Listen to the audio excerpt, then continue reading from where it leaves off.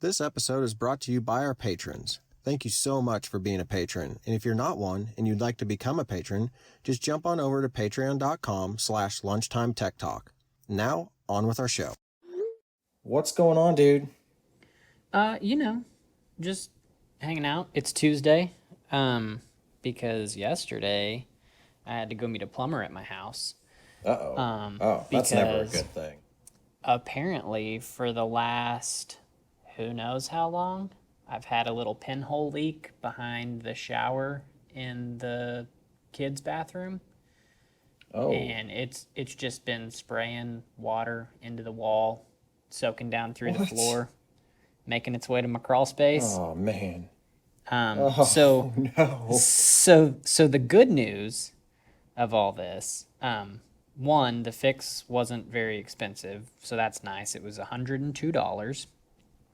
Wow, that's cheap. And yeah, and two, we've been in our crawl space a lot lately, and I just noticed the dripping this weekend, and so I think we caught it as quickly as we could have caught a leak inside the wall.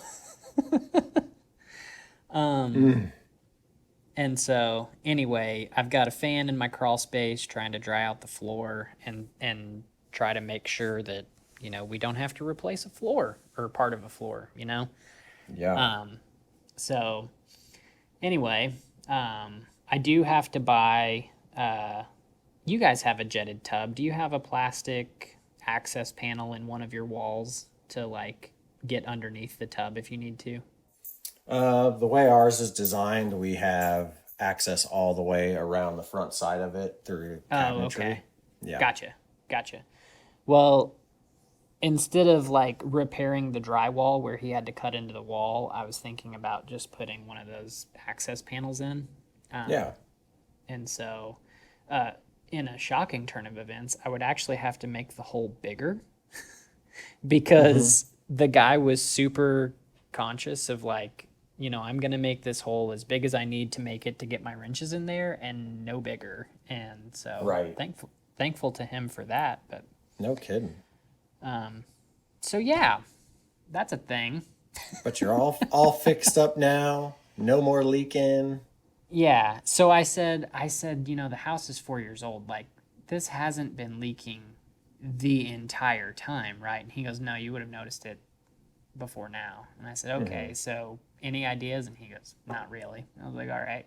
So because he showed me the leak before we got the water turned off. It was basically how if you have a balloon full of water and it gets that little pinhole leak in the side of it and it just shoots out that constant tiny stream of water, that's what it was doing.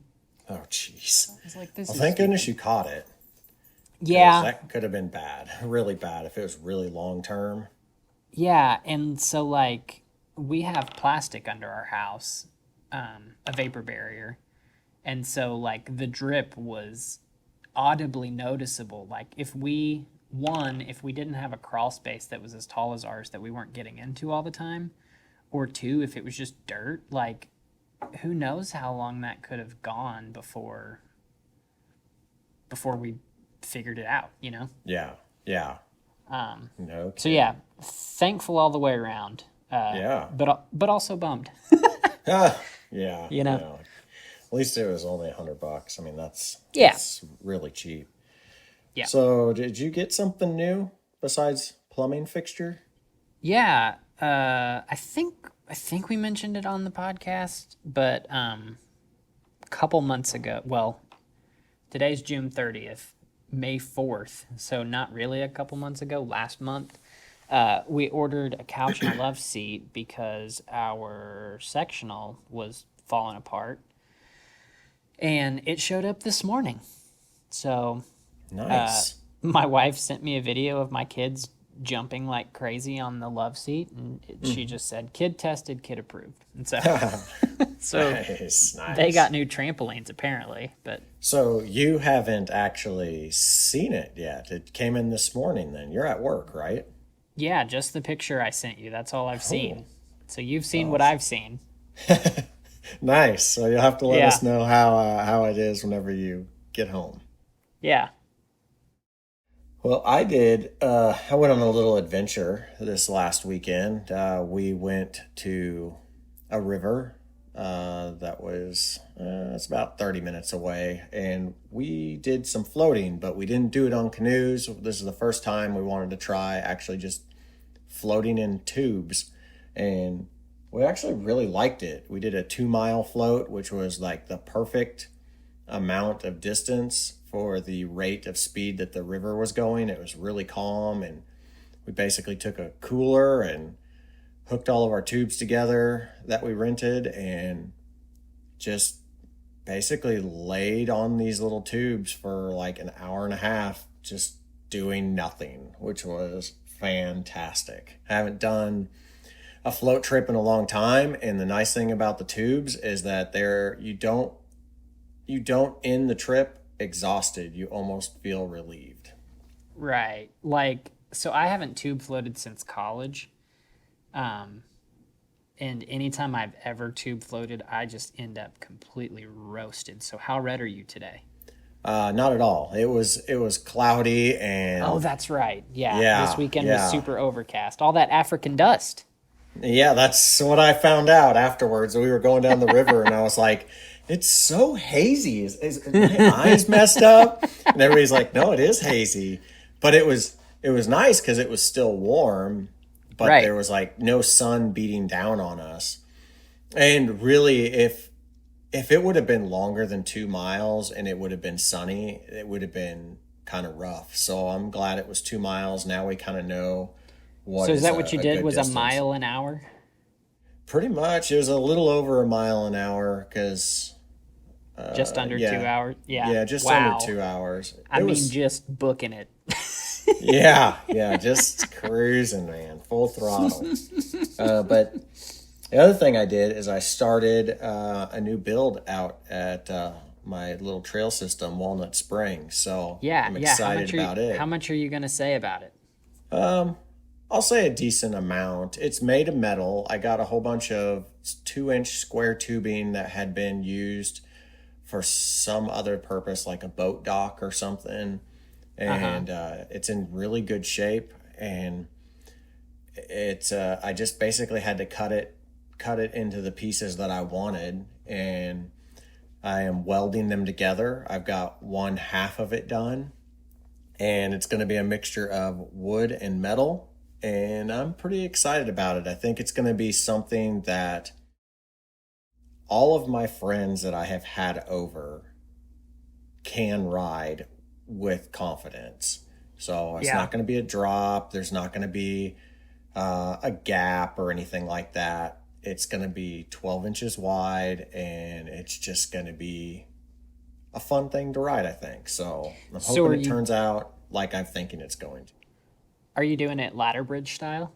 Yes, I'm doing it ladder And- bridge style. And my other question to you, did you go anywhere and measure angles, or did you just like recall from memory, this looks about right? This is straight up Walnut Springs, just total out of Mike's mind type stuff. Because I looked at the picture you sent me, which is different than the one that you posted online, and I think it looks really good, and that's why I was wondering, like, because I mean I think like it looks like what I recall from places. So right, yeah. well done. The on and off part may or may not be steeper than what I had planned, but the thing is I plan on making it a foot high off the ground. Like the total height may turn out to be 13 inches where your tires sit. But Sure. so getting up on it isn't going to be as steep as what it looks like right now outside of like whenever it's standing up. It looks like it's going to be pretty steep to get up to that 1 foot, but whenever part of it's buried in the ground and it's stabilized, I think it'll work out perfect. Nice. So, but anyways, enough of my yammering. Today I was going to do some iOS 14 follow-up, some of the stuff that we missed, some of the highlights on there that we didn't get to, and maybe talk about some of the stuff that we talked about last week in short form. So what'd you Okay. have? Well, it actually changed from what I wrote down on the show body, but I guess we need to have a short Apple Watch discussion. Okay, I can do that. I like All the right. Apple Watch. Yeah, I know you do. All right, let's talk about it. Let's do it.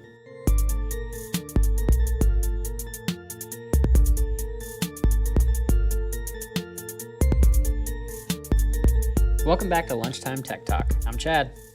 And I'm Mike. So do you want me to kick it off, or do you want to kick it off? Yeah, let's go. Okay. All right. So last week we had talked about, I don't specifically remember everything, but I believe we talked about messages and some of the improvements with like the group messaging and that. And I believe, what were some of the other things we talked about? Oh gosh. App clips. We talked about app clips, those little things that pop up. Yeah. If We you briefly scan mentioned a QR code. we briefly mentioned Maps because I thought that Maps was something like separate from iOS 14. And you informed me that it's part of iOS 14. So Yeah, but let's dive into that. There's two things in Maps that I specifically think are kind of big enhancements to it. I'm sure there's a few that I'm going to miss, and I'm sure there's a few that they didn't even talk about. But they're adding two different type of routes to it, which are pretty cool. I mean, one of them is cycling, yes. which is awesome. And way better. Sorry. No, I was go ahead. super stoked about the cycling part. Because Yeah. I've, in my life, I've been a cycling commuter. And what has always driven me crazy about Google Maps when you click cycling is that if there is a trail and it doesn't directly connect to a road, like there's a patch of grass or stairs or something, like you can't truly map that route. Right. Like you can do the road alongside of it and know that the trail's over there, but like you Yeah. can't actually map it. And this was so cool because I think it eliminates some of that where you can walk, you can quote unquote cross a park that doesn't actually have trail and it'll still let you map it out. And if there are stairs, like it'll tell you that there's stairs, where they are, and you can toggle on and off whether or not you even want to mess with stairs. And so like it was super intuitive and like well thought out kind of all the way around. Like you can tell that the people working on it actually ride their bikes to work sometimes.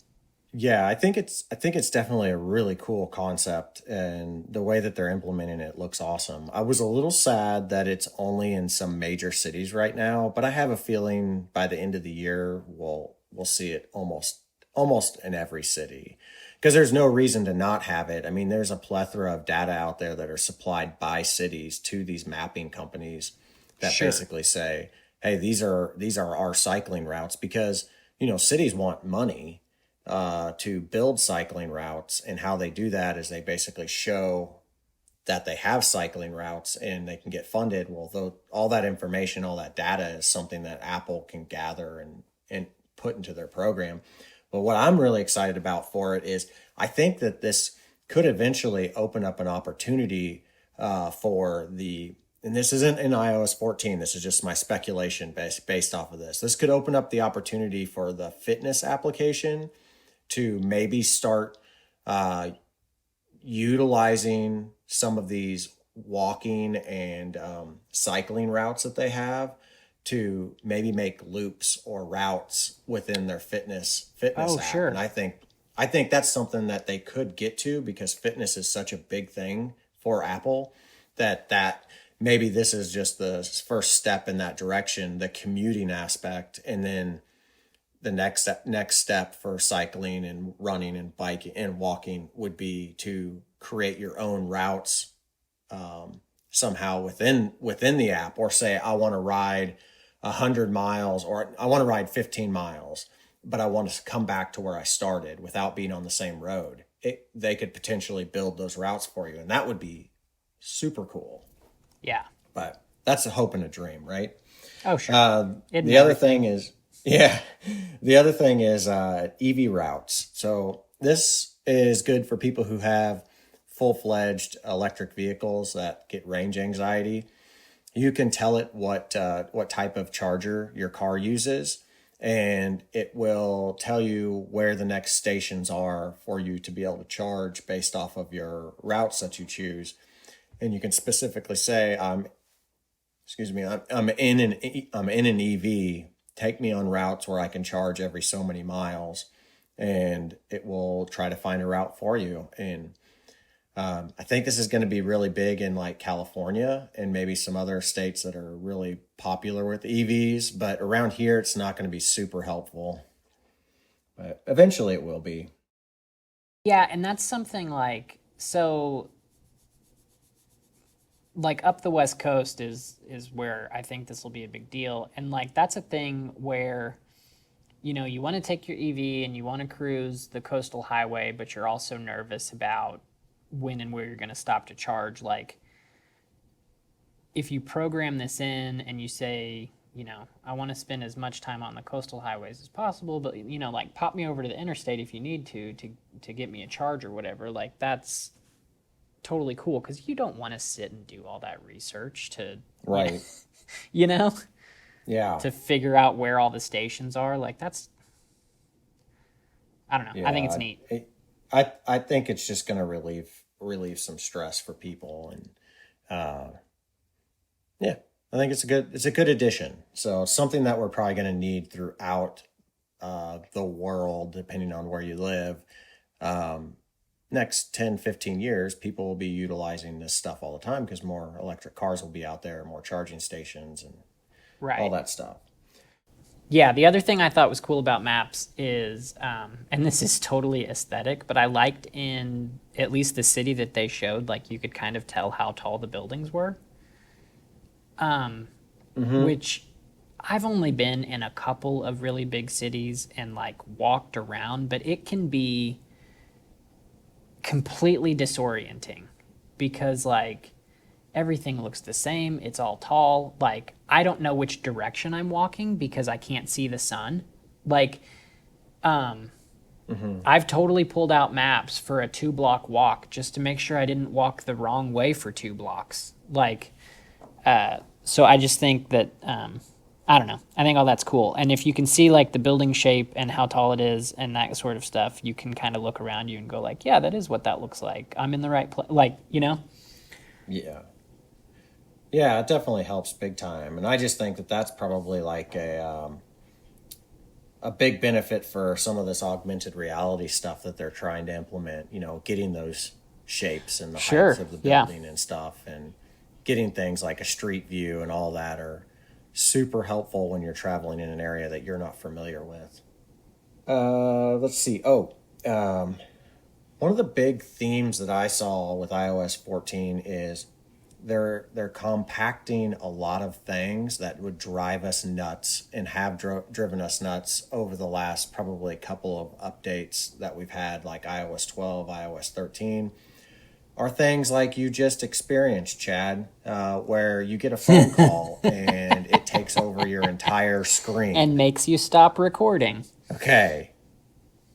Yes. Or how about Siri Oh, taking over gosh, your right? entire screen? And those are little things that were neat whenever it first all this stuff first kind of came out, but it really started to make like the iOS operating system feel dated with the fact that you get a phone call or you try to talk to the voice assistant and it literally takes over the entire user interface. Like there's nothing else you can do. Well, with both she shall not be named because I will set off my devices like I almost did there. It's just going to be like the little logo down at the Uh bottom, huh. the little swirly looking icon. That's going to pop up at the bottom whenever you summoned your assistant. And with phone calls, it's just going to pop down from the top. I mean, I know that this has been on Android phones for a long time. I don't know what took Apple so long to do this because you're in the middle of something and a phone call comes in, you're hosed. You're just like, whoa, my screen Yeah. is completely gone, and you almost feel like paralyzed. Right. Like, what do I do? Like, do I hit the X, or do Well, I do I've I answer noticed the call? lately, like, I'm not even getting an X option. Like, I don't have the option to decline phone calls. I can just turn the volume down so that it's not ringing, but I have to just sit and let it ring. Like, how, how do you, how do you even cancel a call anymore and send it to voicemail? It's not a thing. I know it's weird. I'm super excited about this because having that just pop down, it's just like a text message come in, right? And if you don't want to see it, you swipe away or you hit decline. Sure. Oh, and if you want to answer it, you hit the talk button. And this type of thing is coming across all over the UI. So we're going to see other parts of iOS 14 give these options to where you can have less disruption whenever you're actually using your phone for whatever you're using it, and still be able to take a phone call or ask a question to it. And I think those are huge improvements, and those are the things that the everyday person is going to see that, and they're going to be like, wow, oh, this is really nice. I didn't realize that I even got irritated by that, but wow, I really did get irritated by that, and now it's fixed. Right. And your phone is a big enough distraction from productivity anyway, without, you know, the phone itself. Like, I don't know. I don't exactly know what I'm trying to say, but No, I like, get yes, it. if you can, I if get you it. can limit, yeah, Yeah, I mean, if you can basically, like, you say you're in the middle of doing something and a phone call comes in, takes your mind off of it for a second, you might be wanting to decline that call, whether you can or you can't, and then you get back to what you're doing, and you're like, "What was I doing?" Because you right. were pulled away from it for 2, 3, 4 seconds, and your mind just totally goes away from what you were doing, and you're like, "Crap! Now I don't even remember what I was looking at." So, Well, it's like what I've told you with the Crazy Tech songs, how they just sort of come to me. They also just sort of vanish. yeah, Like if it takes me more than a few seconds to get my notes app open and like get it jotted down, like if anything happens in that period, like it's gone. right. And it's not coming back. Yeah, yeah, I totally understand that. The last thing, there's several things in there, but this is the last thing I really wanted to hit on is the third-party default apps. So basically, if you have like a mail provider or a browser app that you go to every time, you can actually set that as your default settings. So whenever you click that mail button inside of a website, it won't open up the Apple default app. It'll open up whatever app you designated. Or if you say, I want to go to this URL and see this website, it'll open up in whatever browser you have set as default, instead of, if you don't like Safari but you like the Chrome app on your phone, it'll go to the Chrome app if you have that set to default. Oh, nice. And those are just little tweaks that I think people will really like, and I think will come in handy. I would like it for the email, if as long as I can use Gmail, because I don't use the Apple Mail app. I just use the straight Gmail app because there's no real big reason other than I don't see the need for my emails to be pushed to Apple's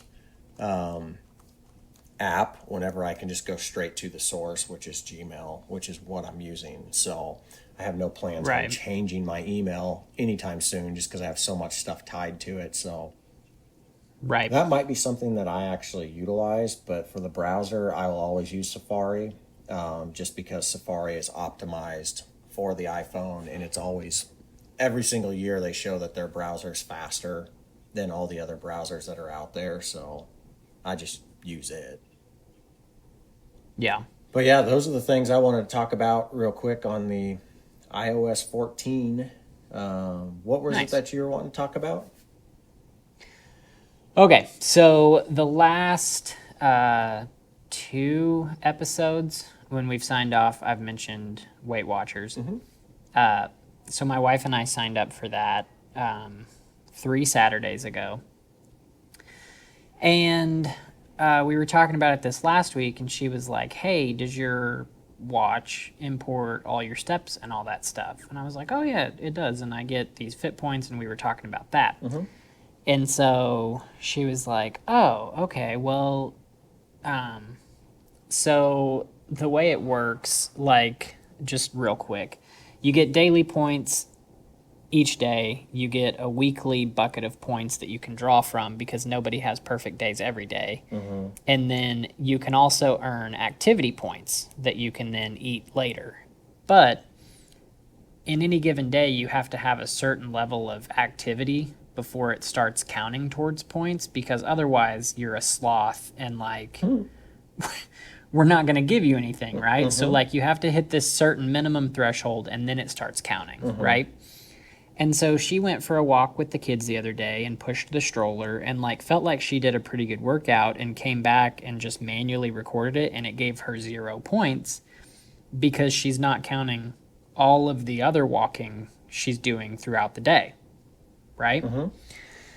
So she was like, I can't, recording a workout doesn't do me any good in terms of, getting extra points, because like the base level of fitness isn't being recorded.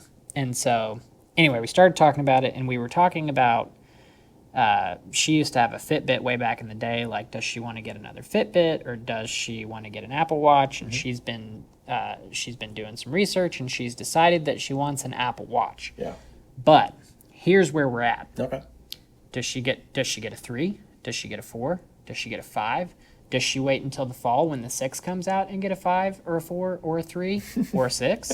Like, so I was like, I know somebody with a tech podcast. Maybe they'll cover this on an episode this week. And so I wanted to get your opinion. Like, I know when I was waiting for AirPods, you were like, if you wait, you can always wait, and they're always going to have a new thing, and you'll never ever buy. And so to that end, I know that waiting until the fall is like kind of a losing game. But if you have a specific, if you like, was it your father-in-law or your father that bought a Series 3 a couple of months back? It was my dad. Okay.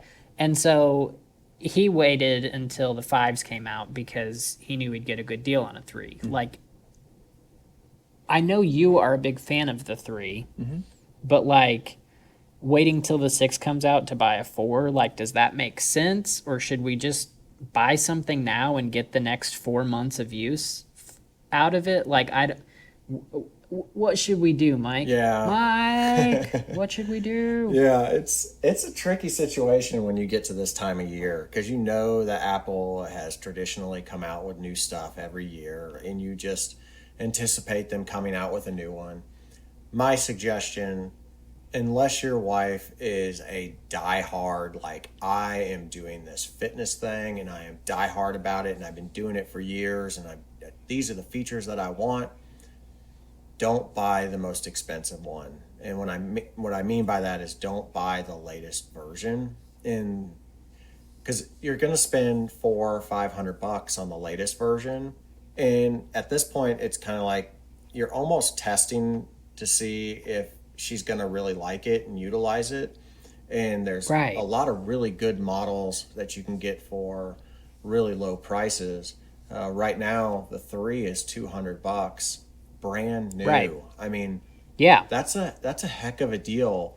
And I don't really see, based off of our conversations, your wife going out and doing super long bike rides that she needs like a cadence sensor and she wants a power meter, or doing marathons where she's going to drain that battery all the time. And she's just going to be like an average person working out. She'll do 30 minutes to an hour here and there, and use it to track her steps, and maybe use it for other things that she wasn't thinking, like maybe log how many times she drinks a glass of water, follow up with reminders, get text messages, things like that.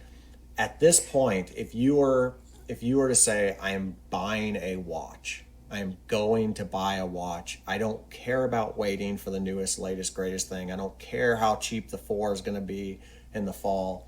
I want to buy one. I would say go with a 38 millimeter Series 3 with just GPS. Don't get the cellular version. I would just do the GPS version. That is 38 millimeters, and that's $200 brand new. That is a watch that will last her for several years. And it's a great watch. It's been proven that watch is actually a great watch. So you can't go wrong with the 3.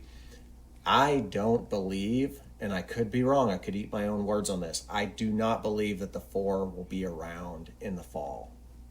I think the 4 is going to go away.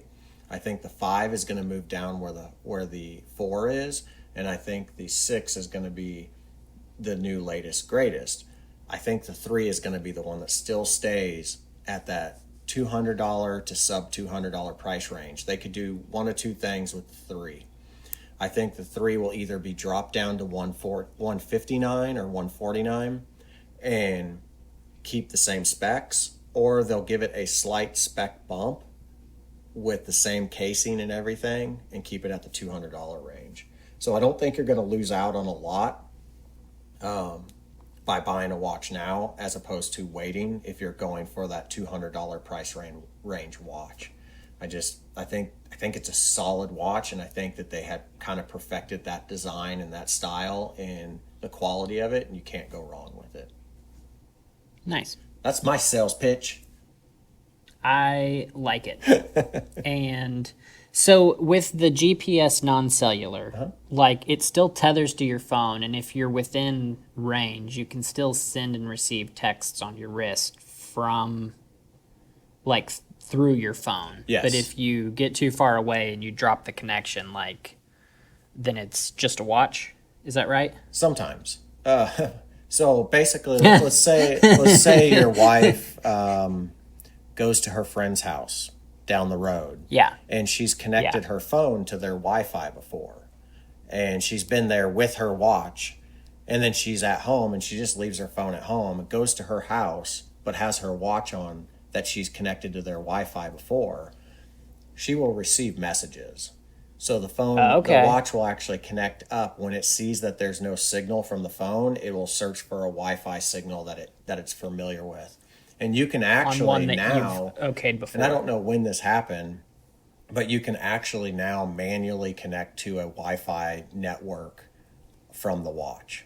So, oh, cool. Yeah. So if you're at a Starbucks and you don't have your phone with you, you should be able to connect up to their Wi-Fi if you wanted to do that. So, but yeah, she's out in the middle of nowhere without her phone and she doesn't have cellular.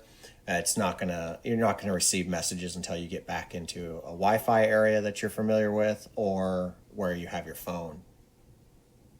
Yeah, I would say the cellular is not worth it at this point. I have this cellular model, and honestly, I canceled my service the other day because of some of the frustrations I've had with the reliability of the cell antenna in the 3.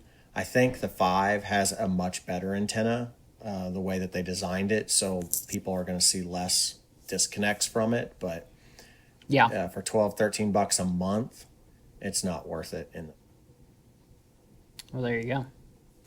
So once again, we've done a sales pitch on this podcast for the Series 3 Apple Watch. Thanks, Tim Cook, for the sponsorship.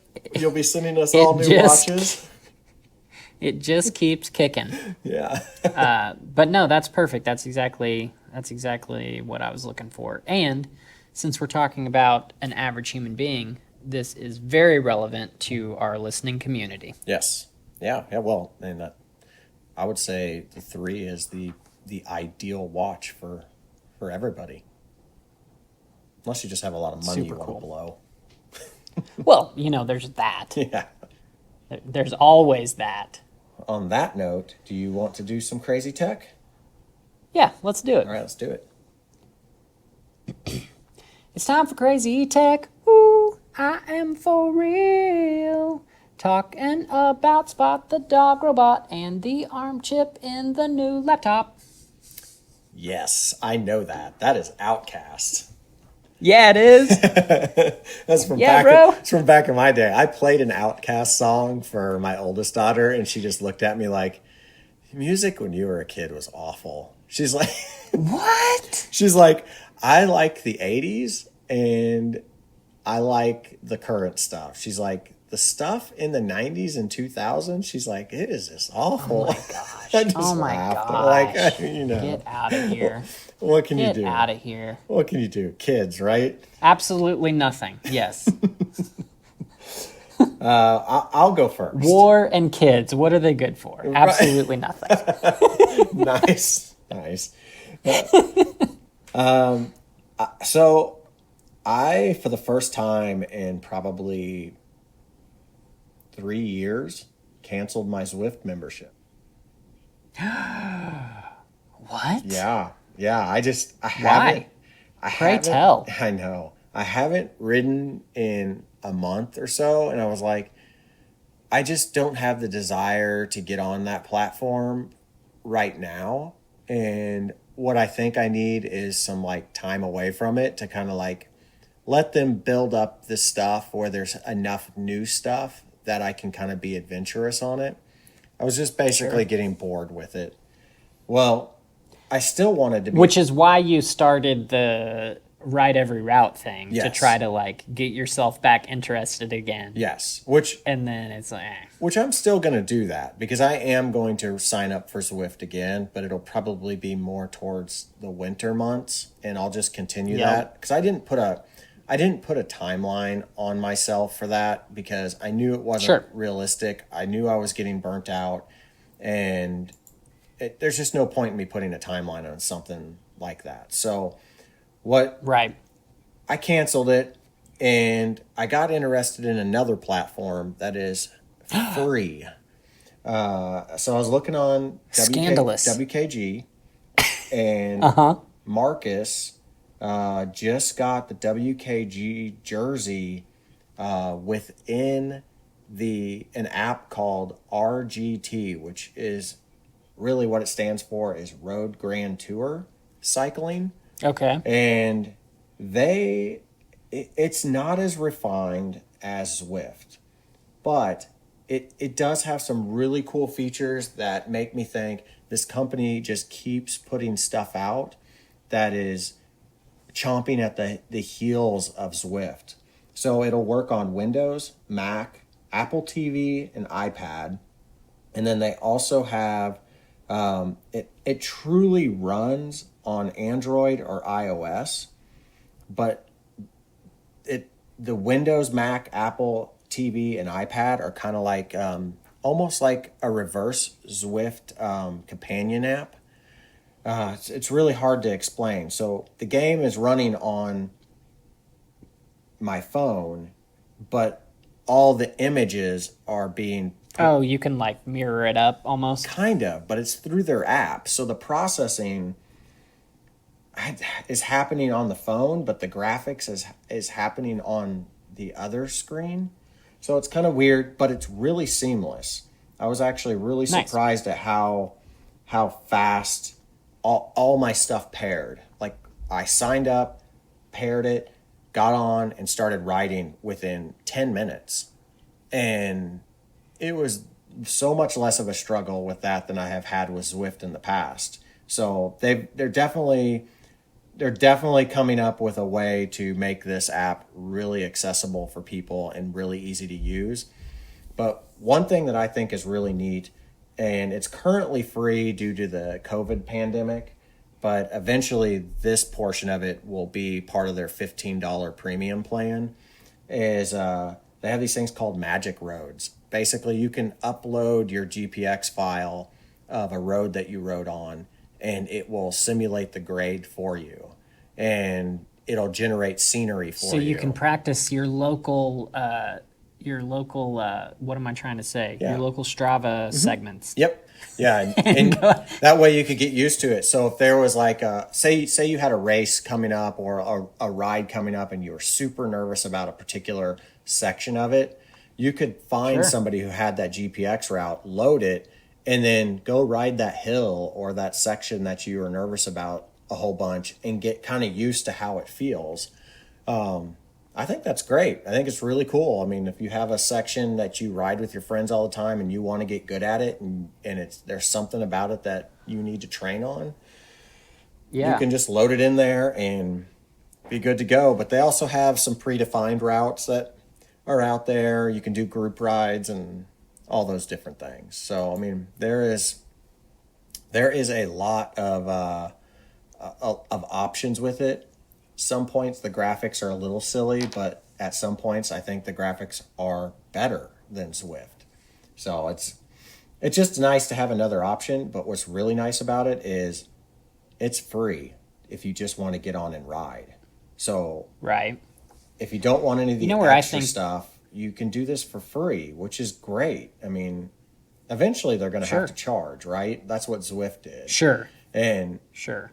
but for me right now, where I don't want to have to pay for a membership, and I can just be like, I want to do like a 3 mile ride, I can just go onto this and just ride 3 miles indoors and be good. Well, that's cool. You know where I think that would be cool? You've heard of the Jasper Disaster route?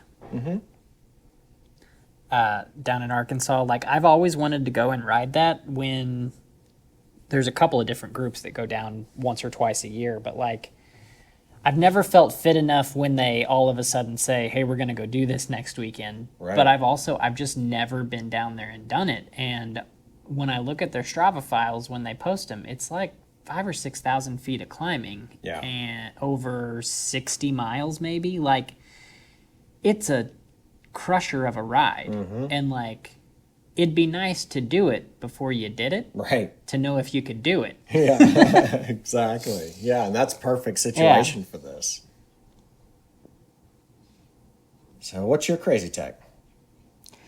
My crazy tech is a feature on the 2021 Ford F-150. Oh, I've heard people talking about this lately. Yeah? Yeah. So they're going to have, the F-150 is going to have an optional hybrid that I think they are calling Power Boost. And so with that, they're going to have they're calling it Pro Power Onboard. They're going to have an onboard generator. And so I just sent you a picture. If you want to go out and look at it, they'll have a 2 kilowatt generator that you can get on any vehicle. So it doesn't have to have the hybrid option with it. Like, you can get this 2 kilowatt. And it says it's great for like football tailgating or landscaping or, building a fence. and then they have a 2.4 kilowatt and a 7.2 kilowatt generator, and those are only available on the Power Boost. The 2.4 is standard, the 7.2 is a buy up. But like, the amount of things that you can hook up to these, and they all have 2 plug-in outlets in the bed. Well, actually, the 7.2 has 4 plug-ins. And so, anyway, the 2.4 will give you 85 hours of runtime on a full tank of gas. So, like, if you really want to work hard or play hard, whatever you're doing. But the one that I thought was pretty cool, so the 7.2 kilowatt, they say, is good for a day of riding electric dirt bikes at the electric dirt bike park. And the way they have that broken out is 2 bikes take 4,800 watts. Your electric griddle, because of course you got to eat, takes 1,400 watts. And a portable air compressor, because inevitably you're going to flat a tire, takes 1,000 watts. For a total of 7,200 watts. But how cool is that? It's just going to have a generator on it. This is crazy. I mean, I'm just looking at these stats, and I love the one that's in the 2.4 kilowatt section under masonry. You can use a jackhammer. Yeah, I mean, why not? Plug that bad boy in. This is really cool, and I like that you can get the 2 kilowatt one on any of them, because some of the features that they have on the 2 kilowatt is an 8-inch circular saw, a portable speaker, a television, a mini fridge. I mean, just the ability Yeah. to be able to do that on the entry level version of this is really cool. But then they have insane things like a plasma cutter and a TIG welder in the 7.2 Yeah. kilowatt. I mean, Yeah. those are crazy heavy duty like usages. Well, and those things are being ran concurrently. Yes. Like you're running a plasma cutter and a TIG welder and a chop saw and an air compressor and an angle grinder and a work light all at the same time. Like you've got a crew of guys working out of the back of your truck, literally. Right. It's cool. I can't wait to see like reviews on this, like it actually being used, because they make these claims. Somebody's going to test this thing until it's going to be tested. And you know what? It makes sense, right? Okay, so you've got a battery bank, plus you've got an engine that runs off of gas. Well, how does like a portable generator work? It's an engine. That's how a generator works. Gas. Yeah. It's like that creates electricity. Yeah. You got like a V8 or a V6 that you can just use to create energy, and exactly. Yeah, this is going to be cool. I mean, the thing that sucks about all this is that the price of trucks are insane, and this is of course going to be on a new truck, which is going to be insanely expensive. So I will not be doing any welding or plasma cutting or charging my electric dirt bikes if I ever get them for a long time from my truck, because I won't have one of these until they become used and cheaper. But it is really and cool. And by that time, now my dad, the generator's going to be worn out. Yeah. Now my dad is excited about this, so I'll be curious to see if he bites the bullet and buys a truck, because he was excited about the hybrid version. He actually told me about it. And for him to be excited about technology and, tell me about it is like kind of a big deal. He was actually saying that the hybrid versions start around 40,000, which seems fairly cheap for a brand new truck that has, a different type of technology than what other trucks have. It's not like it's, their standard V8 two-door and all that stuff. He says it's a pretty decent lineup for the $40,000 price range. I mean, that's more than I want to spend on any vehicle, but I know that that's not unusual for people to spend $40,000 to $50,000 now on a new truck. It's pretty easy to do. 60 or 70. Yeah. I mean, it's whatever you want to spend, really, but exactly. But yeah, 60 or 70 for a new truck is nothing. Yeah. Well, that's cool. Go ahead. Where I think it would be cool, because my dad builds houses, but he also, just depending on what's going on, like he does some remodel work too, for people. But like, for him to just pull up in the middle of nowhere, which is where most houses that he builds get built, that someone buys 100 acres and they put a house in the middle of it. Like, you have to wait for the power company to come out and set up that temporary electric box and all of that stuff before you can like get going. Like, he wouldn't have to wait for any of that. And I mean, he has a farm himself. Like, if he needed to go work on a barn, like, he doesn't have electric ran to every barn. Right. Like, he can haul all his tools out there and, hook his air compressor up to his truck bed and just get to work. Like, it's super cool. It's incredibly handy, and I can definitely see where where it could be useful. Yeah, I think it's going to be, I think you're going to see this on a lot of other brands that are going to be coming out, just because it is a cool idea, and it is by far the most talked about feature in the new Ford. Everybody that I've seen, the things I've seen online, this is the first thing they talk about, is this crazy ability to run tools and equipment and stuff out the back of your truck. Yeah. So, sweet, crazy tech, my friend. You too. Yeah. So I think that's everything. If I did my math right, I Yep. believe we have gone through the show as typical, and I think we should probably let them know where they can find us so they can find more of these fun episodes. Yeah. First of all, you can find us wherever you found us. Yes. So keep going there. Do that. That's a great place wherever you are. You can find us on Apple Podcasts, Google Play, Spotify, wherever else you listen to podcasts.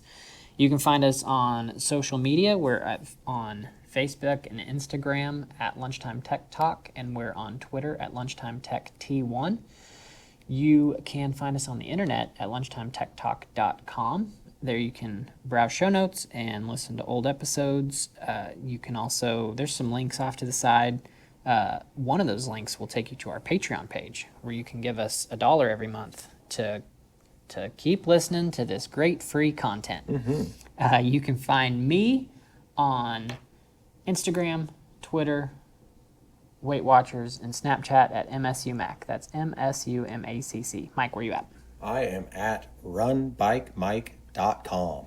That is going to have all of my links. All of them. Every single one. There's none that are not on there. Just go there, pick whatever social media format you want, and follow me there. So, yeah. Perfect. Cool. All right. Until next week. Till next week. We will see you guys See ya. later. Bye. Bye.